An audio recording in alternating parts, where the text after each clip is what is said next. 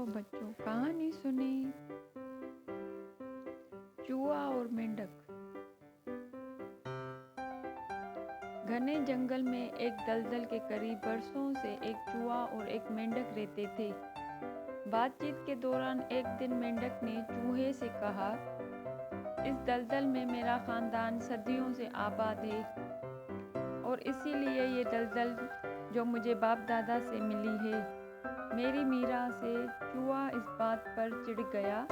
उसने कहा, मेरा खानदान भी यहाँ सैकड़ों साल से आबाद है और मुझे भी ये जगह अपने बाप दादा से मिली है और ये मेरी मीरा से। यह सुनकर मेंढक गुस्से में आ गया और तू मैं शुरू हुई। बात इतनी बढ़ गई कि इनकी दोस्ती में फर्क आ गया और दोनों ने एक दूसरे से बोलना छोड़ दिया। एक दिन चूहा वहां से गुजरा तो मेंढक ने उस पर आवाज किसी जो चूहे को बहुत बुरी लगी। इसके बाद चूहे ने ये किया कि वो घास में छुपकर बैठ जाता और जब मेंढक वहां से गुजरता तो उस पर हमला कर देता।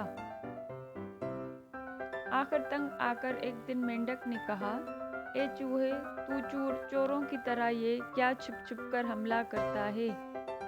मर्द है तो सामने मैदान में आ ताकि खुलकर मुकाबला हो और तुझे मेरी कुव्वत का पता चले। चूहे ने ये बात कबूल कर ली और दूसरे दिन सुबह ही सुबह मुकाबले का वक्त मुकर्रर हुआ। मुकर्ररा वक्त पर एक तरफ से चूहा निकला। उसके हाथ में नरसल के पौधे का एक लंबा तनका था। दूसरी तरफ मेंढक आगे बढ़ा। उसके हाथ में भी ऐसा ही तिनका था। दोनों ने एक दूसरे पर जबरदस्त हमला किया और फिर जरा सी देर में दोनों खत्म हो गए।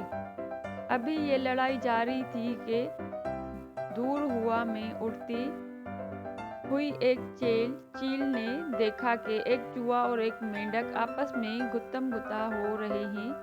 वो तेजी से उड़ते हुए नीचे आई और एक ही झटके में दोनों पहलवानों को अपने तेज नोकीले पंजों में लेकर उड़ गई। अब वहाँ चूहा है ना मेंढक। दलदल में भी अब मौजूद नहीं है।